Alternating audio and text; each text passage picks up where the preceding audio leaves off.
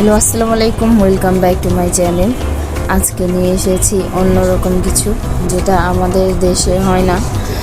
মানে আমাদের দেশে এটা মেক করাও হয় না, এর ভর্তা খাওয়া হয় না। অ্যাকচুয়ালি আমি নিয়ে এসেছি কুমড়োর বড়ি। এটা উত্তরাঞ্চলে বেশি হয়, ওদিকে খাওয়া হয়, ওদিকের মানুষ এটা বানানোর প্রসেস থেকে সব কিছু জানে, কিন্তু আমরা জানি না। তো আমি খুব ভালো করে ওগুলোকে আগেই ভেজে নিয়েছিলাম। আমার খেয়াল ছিল না যে আমি ভিডিও করব, দ্যাটস ওয়াই আমি আগে ওগুলোকে ভেঙেছি। এই দেখো বড়ি, এটাকে আমি ভেঙে গুঁড়ো করে তারপরে ভালো করে লাল লাল করে ভেজে নিয়েছি।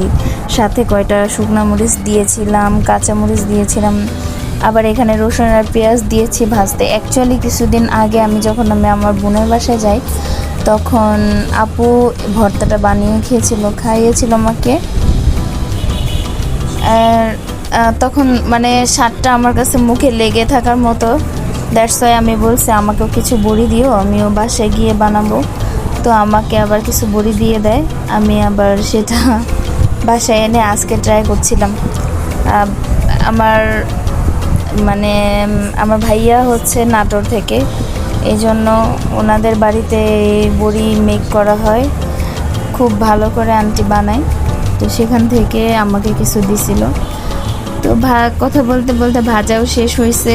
তারপরে আমি কি করলাম, এখানে পাটায় নিয়ে নিয়েছি বাটার জন্য, বেটে বানাবো ভর্তাটা।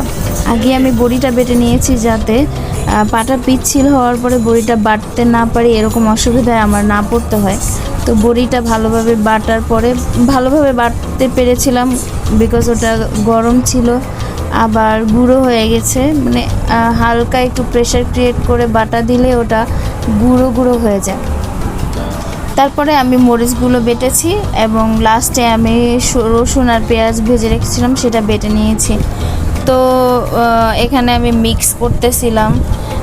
মিক্স না করলে তো আর হবে না, যেহেতু আমি তিনবার নিয়ে বেটেছি। তো মিক্স করলাম। মিক্স করার পরে দেখছিলাম যে না, একটু আরেকটা বাটা দিলে হয়তো এটা ভালোভাবে মিক্স হবে। সো আমি সবগুলোকে এই পাশে নিয়ে আবার একটা বাটা দিলাম। এই দেখো প্রায় ওই বাটাটা দেওয়া আমার শেষ। বিলিভ মি, ভর্তাটা এত টেস্টি হয়। আমি তো কখনো ছোটোবেলা থেকে আমরা বড়ি খেয়ে অভ্যস্ত না, বাট আমি এটার ফ্যান। ভর্তা বাটা শেষে আবার পাটায় ভাত খাওয়ার ক্রেভিং হচ্ছিল। এই যে গরম গরম ভাত আমি নিয়ে নিয়েছি এক চামচ, তার সাথে একটু ভর্তা। এবার মেখে খাওয়ার পালা। এই এই স্টেপটা তো আমি মিস করতেই চাই না, এটা আমার সবথেকে ফেভারিট স্টেপ। পাটায় ভাত খাওয়া, ভর্তা বানালে এটা খেতেই হয়। আমার মতো কার কার অভ্যেস আছে সবাই কমেন্টে জানাবা প্লিজ।